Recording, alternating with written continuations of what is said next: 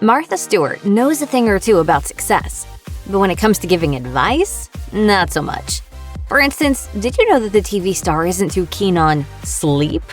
Yep, keep watching to see what other advice from Stewart you should probably avoid. While Martha Stewart has an impressive work ethic, she got it wrong when analyzing millennials as a consumer demographic. In an interview with Luxury Listings in 2016, she underestimated people born from the 1980s to mid-1990s. Stewart told the outlet, "I think every business is trying to target millennials. But who are millennials? Now we are finding out that they are living with their parents. They don't have the initiative to go out and find a little apartment and grow a tomato plant on the terrace." Stewart's lament was that millennials lack the pluck to pick themselves up by the bootstraps. The TV star went on to add, "I understand the plight of younger people. The economic circumstances out there are very grim, but you have to work for it. You have to strive for it. You have to go after it." However, many felt that Stewart glossed over the incredibly challenging world that millennials are trying to reconcile. It's not as simple as saying they lack initiative. As economic policy writer Annie Lowry wrote in The Atlantic, millennials joined the labor pool at the lowest economic downturn since the Great Depression.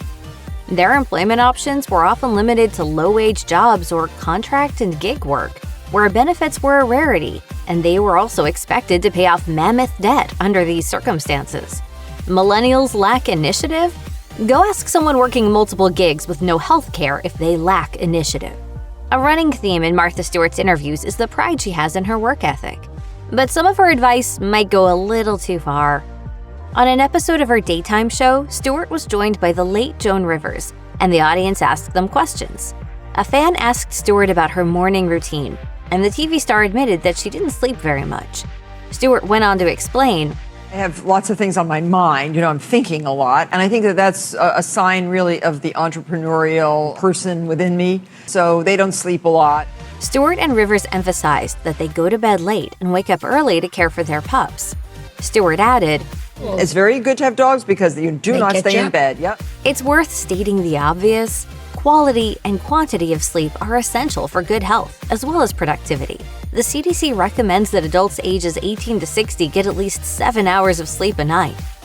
Despite this guidance, there's a harmful cultural attitude which implies that successful people get ahead by sleeping less, and Martha is keeping that attitude alive. Martha Stewart and Joan Rivers got into life and parenting advice on Stewart's daytime talk show in 2014. They agreed that they had strong daughters, and Rivers touchingly said of hers, "She's the only woman in the world I want to look better than me. I want to be funnier than me, brighter than me, prettier than me." Stewart agreed, admitting that she wants her daughter, Alexis, to be, quote, "the best in the whole world." While this might be all well and good, Alexis didn't see her home life as such a positive experience. In 2011, she published a self-help book called Whateverland, Learning to Live Here, with TV host Jennifer Koppelman-Hutt. Alexis dished on how challenging it was to be raised by Martha Stewart, writing, "If I didn't do something perfectly, I had to do it again. I grew up with a glue gun pointed at my head."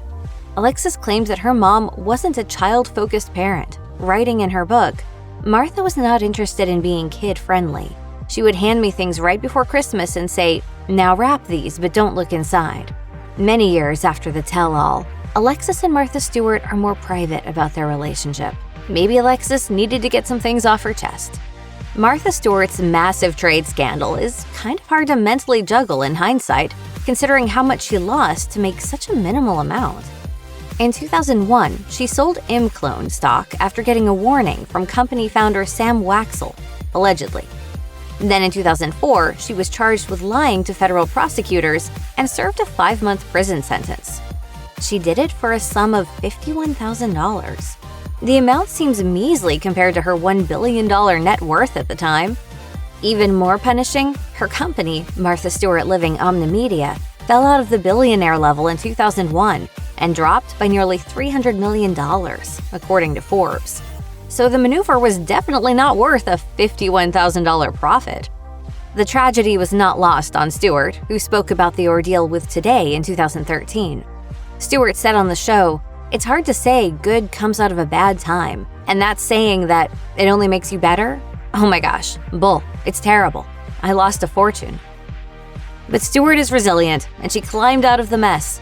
Stewart told Today, "I was very confident, and some of my friends who didn't have that confidence, unfortunately, missed out on the comeback." When you know inside that you're good, that you've done well, and that you are an honest, good person, then you know that you can live through disaster. Fair enough, but it was an expensive lesson to learn. Check out one of our newest videos right here. Plus, even more Nicki Swift videos about your favorite stuff are coming soon. Subscribe to our YouTube channel and hit the bell so you don't miss a single one.